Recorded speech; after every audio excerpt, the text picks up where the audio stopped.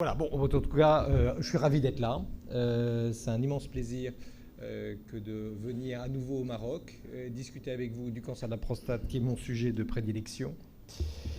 Et puisque les élections ont eu lieu au mois de novembre, vous n'échapperez pas, malheureusement, à un petit topo sur l'Association française d'urologie, puisqu'il faut bien un petit peu, puisqu'on est présent au niveau de votre congrès. Voilà. Et parler un petit peu de notre association, très brièvement, vous inquiétez pas. On est ravis de participer aujourd'hui à ce congrès à Fès. On est très content aussi d'être dans 15 jours à Rabat. Je ne sais pas s'il faut que je demande ma nationalité marocaine, avec tous les déplacements que je vais faire chez vous cette année, mais en tous les cas, sachez qu'on est extrêmement heureux d'être là, extrêmement heureux d'être présent et de continuer les collaborations qu'on a tous ensemble. Vous pouvez mettre ma présentation, s'il vous plaît ? Donc voilà, donc ça c'était les liens d'intérêt, la présentation d'aujourd'hui, bien sûr, pour remercier l'équipe universitaire de Fès de nous accueillir aujourd'hui et d'avoir accueilli une petite partie de l'Association française d'urologie, qui est une grosse association, comme vous le savez, qui a été fondée en 1896, reconnue d'utilité en 1925. Et le but de l'association est bien sûr la promotion de la science urologique, le développement d'une politique globale de qualité et de sécurité des soins, l'amélioration des pratiques et l'étude de toute question ayant attrait à l'appareil urinaire et sexuel. La mandature que je préside et qui a été élue en novembre 2022 a pour but de pouvoir pousser la recherche. Donc on aura des appels d'offres dédiés sur la recherche. On poussera nos comités scientifiques à aller au-delà de ce qu'ils font déjà de façon exceptionnelle avec les recommandations, avec les travaux qu'ils font, en leur donnant des moyens supplémentaires pour aller développer des projets encore plus importants. Donc notre association, c'est 1318 membres. Et c'est assez important parce qu'il y a à peu près 1300 urologues en France et il y a à peu près 1100 qui sont inscrits à l'Association française d'urologie. Donc vous voyez qu'on est extrêmement solidaire et quand on va discuter avec le ministère ou avec une autorité, on représente quand même franchement notre profession. On a bien sûr des membres titulaires, on a des membres associés, des membres seniors et des membres honoraires. Le conseil d'administration qui a été élu et qui change tous les 3 ans est composé de 24 urologues. Et le bureau qui cette année comprend 8 personnes, dont le président qui est élu pour 3 ans. Donc vous avez le conseil d'administration sur la photo en bas. Vous voyez que la profession se féminise en France et de façon très drastique, puisque si on regarde les statistiques, les femmes représentent 7% des urologues inscrits à l'Association française d'urologie, mais elles représentent 40% des chefs de clinique et assistants et 70% des internes.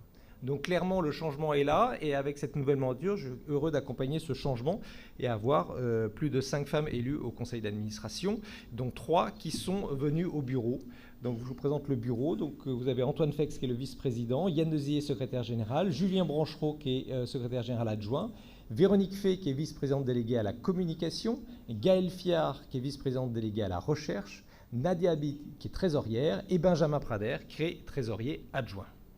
Voilà, on est parti pour 3 ans, c'est un beau challenge, c'est un petit peu chronophage, on travaille beaucoup pour l'association, mais on a aussi de bons moments ensemble, et puis on a surtout cette possibilité de partager avec les autres toutes les connaissances qu'on a, et aussi, parce que les échanges sont bilatéraux et réciproques, aussi obtenir des informations, des expériences qui sont un petit peu différentes, qui nous font aussi réfléchir par rapport à ce qu'on fait, par rapport à des pays qui ont beaucoup plus de moyens que nous, ou des pays qui ont moins de moyens que nous. Aujourd'hui, je vais vous parler un petit peu de cancer de la prostate, faire quelques highlights concernant certains points du cancer de la prostate, en se focalisant surtout sur la partie diagnostic, traitement local, sachant que vous avez eu un très beau exposé de François sur le traitement du cancer localement avancé et que vous aurez le métastatique hormonosensible et le hormonorésistant avec les topos qui suivent. Donc on va parler un petit peu de biopsie de prostate, surveillance active, l'hypofractionnement. On a la chance d'avoir Alain Toledano, donc il pourra aussi nous donner son avis par rapport à cette stratégie, et puis parler un petit peu de cancer avancé. On revient sur la détection qui, comme vous le savez, est basée franchement maintenant sur l'IRM, avec cette recommandation publiée l'année dernière par le CCAFU Prostate sur l'intégration de l'IRM dans notre stratégie de diagnostic du cancer de la prostate. Et vous voyez que finalement, dès que le PSA est fait, eh bien, les patients doivent avoir une IRM, puisque c'est à partir de cette IRM que vous, urologue, vous allez réfléchir. Et le message est bien passé auprès de nos correspondants médecins généralistes qui envoient le patient avec non seulement l'élévation du taux de PSA, mais aussi l'IRM. Alors, le seul point que vous avez probablement aussi, c'est où a été fait l'IRM et est-ce qu'il y a un neuroradiologue vraiment dédié, vraiment intéressé par cette pathologie qui va interpréter l'IRM. Parce que dans mon secteur, je sais très bien où envoyer un patient si je veux une IRM négative, ou envoyer le patient si je veux une IRM positive. Vous voyez, donc il faut malheureusement travailler avec certains centres, avec certains uroradiologues qui font l'effort d'aller vers cette interprétation difficile de l'IRM. Donc une IRM est faite, à partir de là vous avez le score de PIRADS, soit vous avez le score de PIRADS 1-2 et vous allez sur une simple surveillance biologique avec le PSA, soit vous avez une IRM qui vous trouve une lésion 3, 4 ou 5 et à partir de là vous discuterez bien sûr des biopsies de la prostate. Est-ce qu'il y a une stratégie un petit peu différente pour les patients qui ont dans leur famille des cancers de la prostate et qui sont porteurs d'une mutation du gène BRCA1 ou BRCA2 ? Eh bien, le comité a aussi donné ses recommandations et a proposé que si le patient est jeune, moins de 55 ans, et qui se sait porteur d'une mutation BRCA1 et BRCA2, parce que maintenant c'est fait de façon de plus en plus importante, et on a des patients qui viennent avec cette mutation, eh bien il faut, même si le PSA est normal, leur faire une IRM. Et si vous avez une anomalie sur l'IRM, avec un PIRADS de 3, 4 ou 5, allez vers des biopsies de la prostate, même si son PSA est normal. Au-delà de 55 ans, eh bien, la réalisation de l'IRM sera motivée avec l'augmentation du taux de PSA supérieur ou égal à 3. Un point important qu'il faut qu'on garde en mémoire, c'est l'impact de l'intelligence artificielle dans notre quotidien. On est tous en train de jouer avec GPT-Chat, parfois de façon intéressante pour faire des présentations scientifiques, parfois pour chercher des idées, des discours qu'on a à faire. Eh bien, il faut savoir que l'intelligence artificielle vraiment va s'intégrer dans notre pratique au niveau de la radiologie, et on le verra tout à l'heure, au niveau de l'anatomopathologie. Au niveau de la chirurgie, en urologie avec les tissus mous, je pense qu'on a encore quelques années d'avance.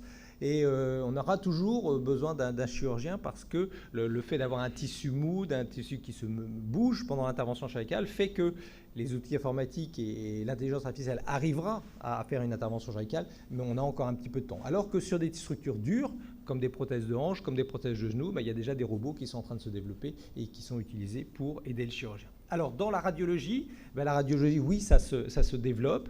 On avait eu un topo de Raphaël Pena il y a quelques temps, qui est notre uroradiologue un petit peu référente en France par rapport à l'IRM de la prostate, qui nous avait dit qu'en effet, ces outils avançaient. Ces outils commencent à être utilisables par les radiologues, mais l'intelligence artificielle, pour l'instant, a pour but de trier normal, pas normal. Mais comme le normal, pas pour l'IRM de la prostate, mais pour par exemple la radio de poumon, certains autres examens radiologiques sont dans 80-90% normaux, ça permet de dégager déjà 80-90% des examens qui sont jugés par l'intelligence artificielle comme normal, et donc le radiologue va se concentrer finalement dans 20 à 30% des examens qui sont considérés par l'ordinateur comme anormal. Donc sur la prostate, ça se développe, c'est complexe, mais ça évolue favorablement. Et ce que disait Raphaël Pena, c'est que, là encore, sur l'IRM normale de la prostate, l'intelligence artificielle est très forte. Après, sur les anomalies, c'est un petit peu moins fort. Donc on sait qu'une IRM normale, je veux dire, chez un patient qui a un PSA élevé, c'est à peu près un tiers des cas. Ça enlève, entre guillemets, un tiers des examens pour les radiologues, mais je suis sûr que dans les années à venir, ça va continuer à se développer. Un changement de stratégie, un changement de pratique, on aura peut-être l'occasion d'en discuter lors de la discussion après ce topo, c'est la réalisation des examens cytobactériques des urines de façon systématique ou non avant les biopsies de la prostate.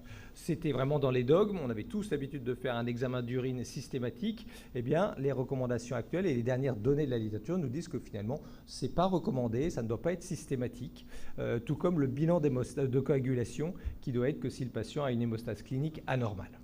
La préparation du patient, quelques modifications. Le lavement rectal évacuateur n'est plus recommandé, mais à la place, on le remplace par une désinfection locale et une désinfection rectale avec un concentré d'iode pour juste avant la réalisation des biopsies de la prostate.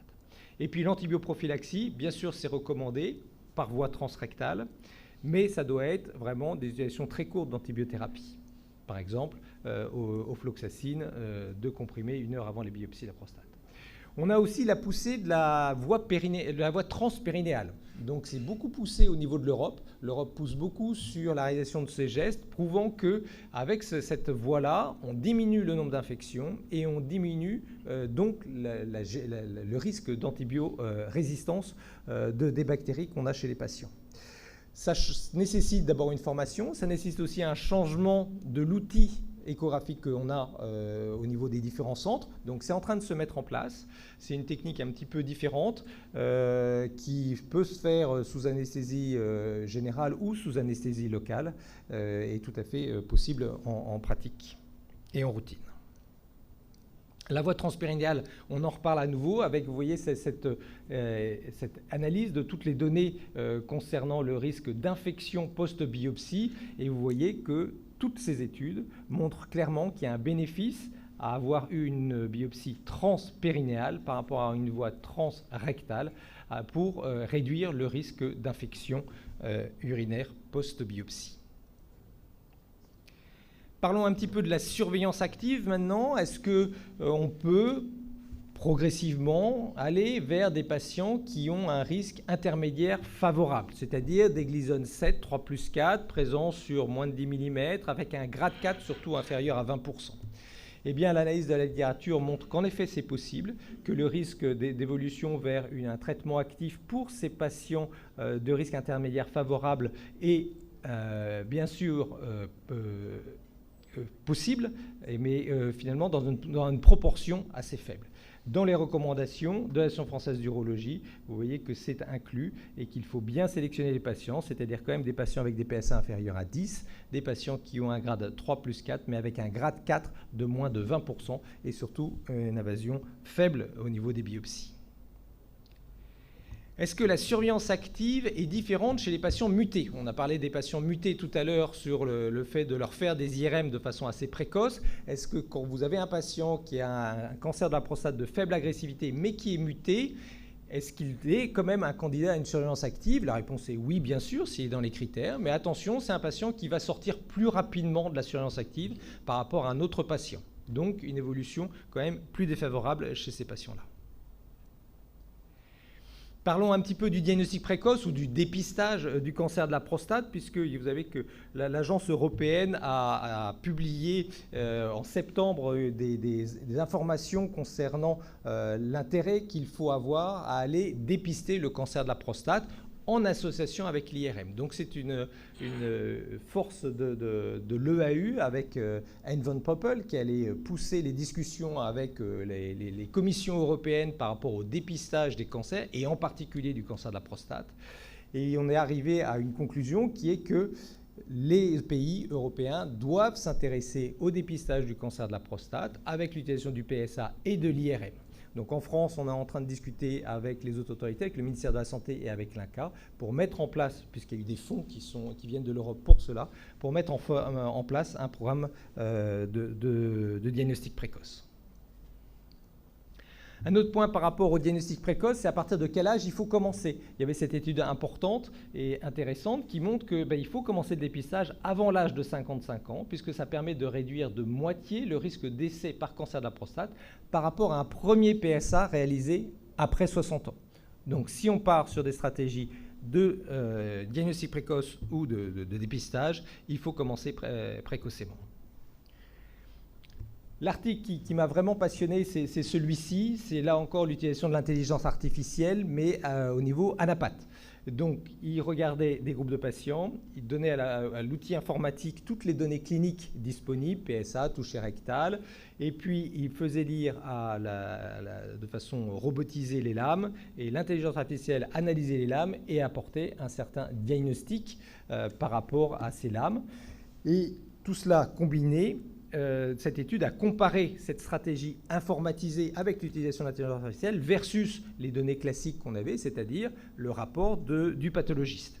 Et on s'apercevait que lorsqu'on utilisait l'outil informatique, on avait une nette meilleure prédiction du risque d'évolution de la maladie en termes de métastase à distance, échec biochimique, survie spécifique et même, regardez, la survie globale à 10 ans qui était mieux identifiée, mieux caractérisée avec l'outil informatique. On peut même discuter avec cet outil informatique l'intérêt de rajouter ou non du traitement hormonal à la radiothérapie, puisque vous voyez, dans certains cas, on pourrait avoir un petit peu moins d'hormonothérapie chez certains patients. Ça vient un petit peu en compétition avec les outils génétiques qui sont en train de se développer. La radio-hormonothérapie intensifiée avec les hormonothérapies de nouvelle génération, on en a parlé tout à l'heure avec François, les patients à haut risque, clairement, vont bénéficier de cette approche-là. Et vous voyez que les courbes de survie globale que vous avez à droite de l'écran sont vraiment différentes et en faveur de l'utilisation de l'abiraterone, plus une dépression androgénique classique versus une dépression androgénique classique. 77% contre 86%. Donc clairement, on avance maintenant chez les patients qui sont à haut risque, qui vont aller vers de l'hormonoradiothérapie pour avoir une identification avec les hormonothérapies de nouvelle génération. Et puis on aura aussi cette étude Atlas, qui est une étude prospective randomisée qui regarde là encore l'utilisation de l'apalutamide dans ce contexte.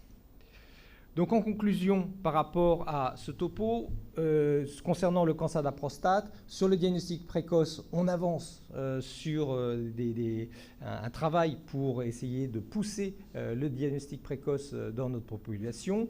Si on fait un dépistage, on commence tôt, c'est-à-dire dès 50 ans, on n'attend pas 60 ans pour commencer à faire son premier PSA. La surveillance active, c'est possible pour des cancers intermédiaires favorables. Là encore, gardez en mémoire le grade 4 inférieur à moins de 20%. Pour les patients qui sont en mutation génétique, une sortie plus fréquente, plus rapide finalement de la surveillance active, mais c'est quand même possible de les intégrer dans cette stratégie. L'intelligence artificielle, clairement, vous voyez, va s'intégrer à nos pratiques sur le diagnostic, sur la radiologie, et aidera certainement nos collègues. Sur la radiothérapie, on a parlé bien sûr pour les cancers à très haut risque de l'intensification, et on en a largement discuté avec François tout à l'heure. Je vous remercie de votre attention.